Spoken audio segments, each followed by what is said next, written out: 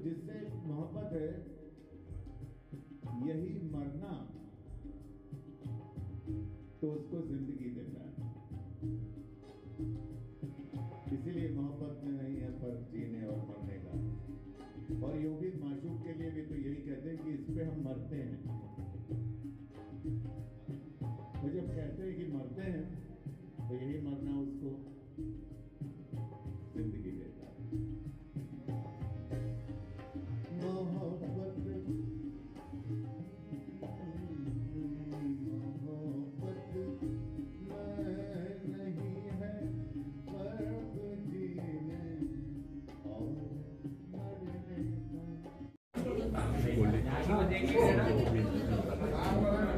दो 227वीं जयंती पर यह हमारा 27वां कार्यक्रम था, जो अनवरत चला आ रहा है सन 2000 से। और गालिब के लिए हमारा ये प्रयास रहता है कि जो नई पीढ़ी है उसको भी इससे परिचित कराया जाए। और उस दिशा में हम वर्कशॉप्स लेते हैं, क्लासेस लेते हैं और सिखाते हैं और बताने की कोशिश करते हैं कि इसके काम क्या मानी है और इसको कैसे गाया जाना चाहिए, जिससे कि ये जो रिवायत है, ये जो संगीत है, ये आगे की जनरेशन तक जाए। और क्योंकि आज के धूम धड़ाम वाले संगीत में कहीं ऐसा नहीं हो कि आने वाले वक्त में इस चीज़ को कोई जगह ना मिले, तो इसलिए हमारी कोशिश है। वैसे तो गालिब एक ऐसा नाम है कि हर युग में, हर समय में वो प्रासंगिक है और उनको उरूज और हमेशा अटेंशन मिलेगा।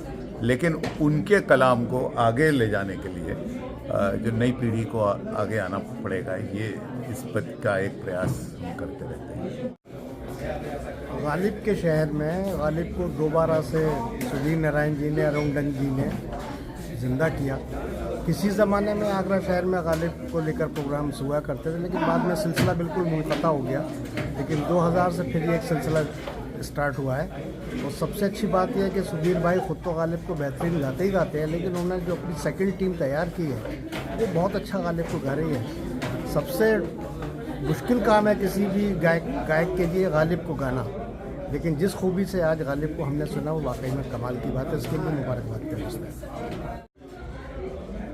देखिए, 27 साल पहले कुछ लोगों के साथ मिलके ये एक तय किया गया कि मिर्ज़ा गालिब, जिसको कि काफ़ी समय से कहा जाता था कि आगरे की गलियों में कहीं खो गए, आगरा वालों को उस फ़ख्र से नसीब कराने का एक उद्देश्य रखकर मिले।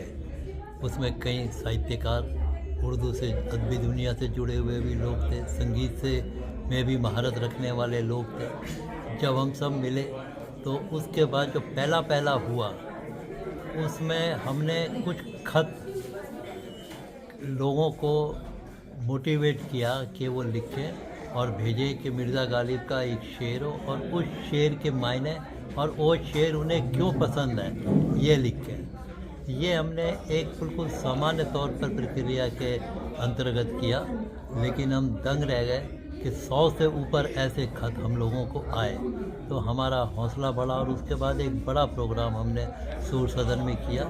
ये पहला प्रोग्राम था जो उनकी 200वीं सालगिरह पे 1997 में सूर सदन में किया गया था।